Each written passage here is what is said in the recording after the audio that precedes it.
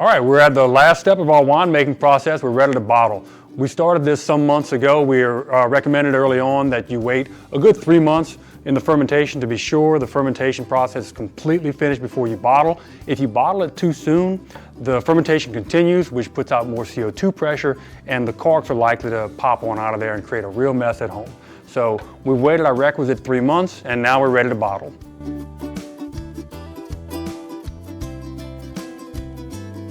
As we got nearer to the end of this project to bottle wine, I had to go collect wine bottles. So put the word out to all of my wine drinking friends to save all their wine bottles, all their glass bottles, as a way to, we can reuse those and repurpose them to hold our homemade wine. So most of these bottles I have here are corked bottles of wine. However, I do have a couple with screw metal caps, and as long as you keep your caps, it's a way to close that bottle. So anyway, I've washed these all the night before. Let them soak in water with a little bit of bleach solution to sanitize. And as you can see here, I scrubbed all my labels off, but that's not something you have to do. You can skip that step if you don't want to do that work. But we need something nice and clean to put this wine in, and this is a great way to do it. You guys should be familiar with this little apparatus here. We use this when we were racking our wine through the different carboys to clarify it. We're going to use that same device to fill these bottles with. It's got this nice little pressure release tip. It allows me to put that in the bottom of the wine bottle, fill it up with the liquid there, and once I reach the top, I can pull it up and it'll stop the flow, where I can then change bottles and keep this assembly line going. We'll go ahead and press that pressure release tip, and now we have to prime the siphon.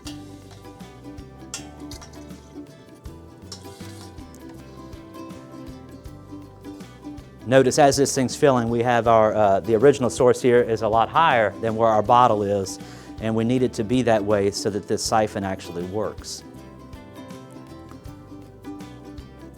You can see my liquid level here rising to the top. And once we get close to the top, I can pull that out,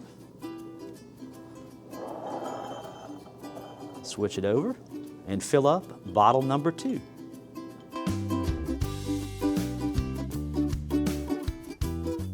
So you can see we've got lots of bottles here lined up, patiently waiting their turn to be filled.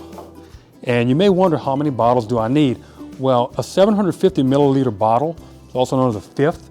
It's called a fifth because it's a fifth of a gallon. So for every gallon of wine you need 5 wine bottles. So if you've got as much as 4 gallons of wine, that would be 20 bottles. We always have a bunch of extra on hand because if your wine was a little more bountiful than you expected, you don't want to be scrambling for bottles at the last minute trying to clean them, sanitize them, and all that.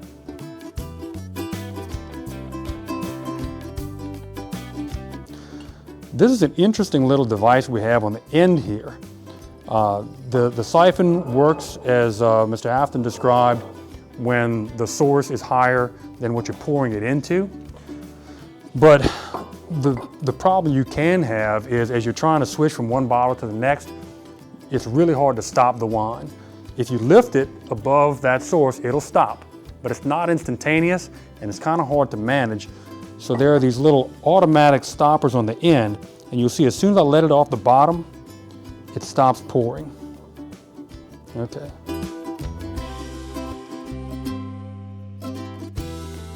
I wanted to mention too that while we're doing this and kind of showing you our way of doing it, I mentioned a couple of times there's a lot of art that goes in as well as the science. And another way to bottle these, instead of using the original carboy and the siphon tube, you can use one of these sports water containers. I call them like for Little League or whatever. And there's a spigot down here. It's just a little bit off the bottom, so any sediment you still have in it would be left there. And it's got an automatic on-off, so just another option for people.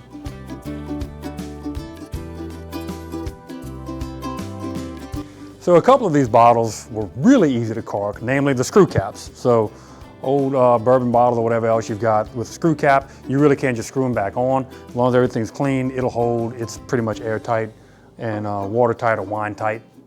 What we're moving to next, for a little nicer look, a little more professional look, it's cool to actually cork your bottles. So we have here a wine corker. This is actually a universal wine corker capper, or take the word wine, it's a universal corker capper, because you can cap, you see these little metal things right here, you can put those on and cap beer with it as well. There are a bunch of wine corkers out there. Just looking online, you can see all these different designs. Most of them involve something that kind of grabs on right here and then a pair of handles on the side. I won't say don't use them, but I've had problems with them in the past because I'm pushing down on it and this thing's not really held stable. And the last time I used one, I broke the neck off the wine bottle and almost injured myself. So at that point I said, let me get a more enclosed system, and a buddy of mine recommended this one. In fact, this belongs to my buddy. I borrowed his because I can't find mine. So anyway, there's a little plate on here to adjust the different sizes. We've got a lot of wine bottles all the same size right here, but you might have a variety of sizes, so you can adjust it as big or small as you need. And you take a cork, a number 8 cork is pretty standard. They make 9s as well for bigger bottles, but it's rare to find a bottle that actually fits those. So the standard size is the number 8. And we're gonna set it in this little piece right here that's got sort of a funnel shape going down, and the crank is going to push it. You can see it pushes on the top of that, squeezes it to a slightly smaller size as it comes down, and then you push till it clicks, pull it back, ta-da! Now you have a beautiful, professional looking wine that you will impress your neighbors with.